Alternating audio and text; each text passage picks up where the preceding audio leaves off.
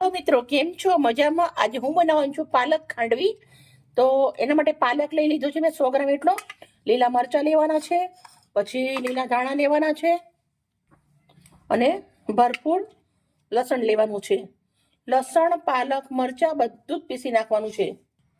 મિક્સરના જારના અંદર નાખવાનું છે લસણ, પછી મરચાં, ધાણા અને પાલક.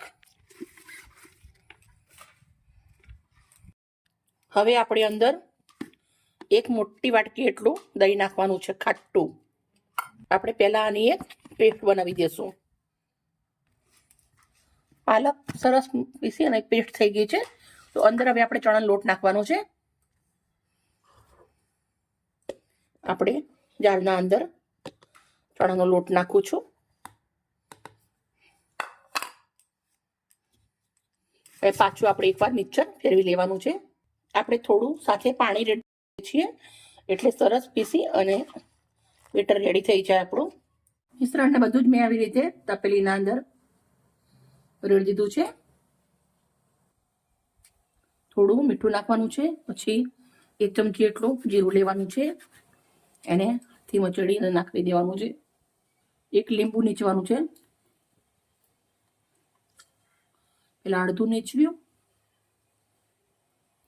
1 ચપટી હું એનો નાખું છું, પછી અડધું ઉપર પાછું લીંબુ નીચવાનું છે.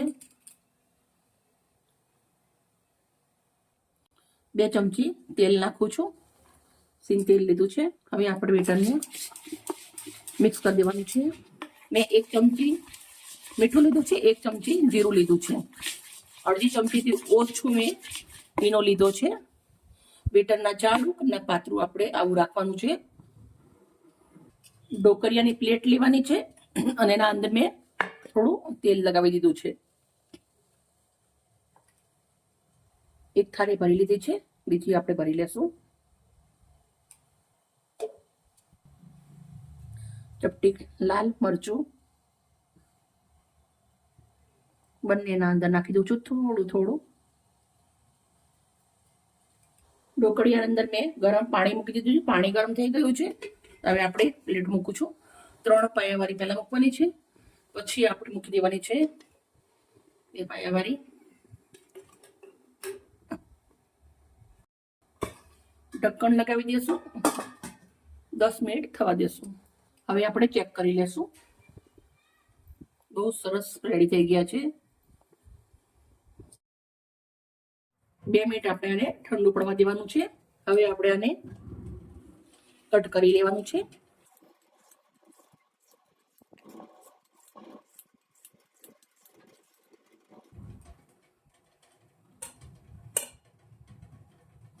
એને એકદમ જોરદાર હજી આપણે આને વઘાર કરવાનો છે.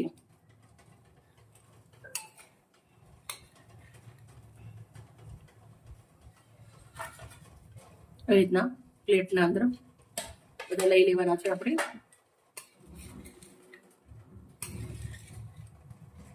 તમે વઘાર કર્યા વગર બી ખાઈ શકો છો, એમને બી બહુ જ મસ્ત લાગશે.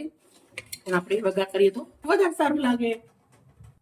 ઢોકળિયામાંથી પાણી કાઢી લીધું છે, પછી એના અંદર આપણે પૂરું પડે એટલે પછી તેલ નાખું છું 2 ચમચા એટલું. તેલના અંદર આપણે રાઈ અને જીરું નાખું છું 1 ચમચી. રાઈ ઉતરતી એટલે એ નાખવાની છે.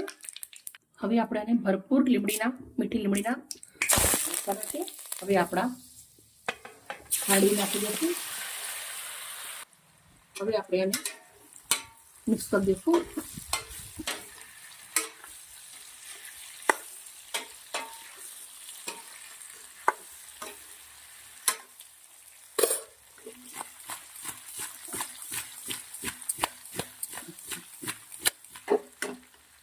હવે આપણે કોપરાનું ફીણ નાખીશું. તે જ કોપરું ઉઠ્યું કરી લીધું છે એ નાખું છું.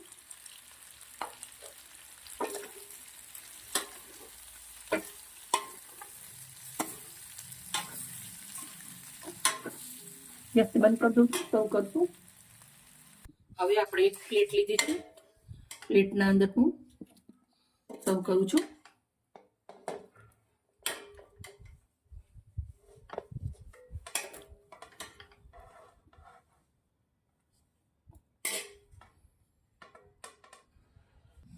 મિત્રો પાલક ખાંડવી બનાવી અને મેં રેડી કરી દીધી છે.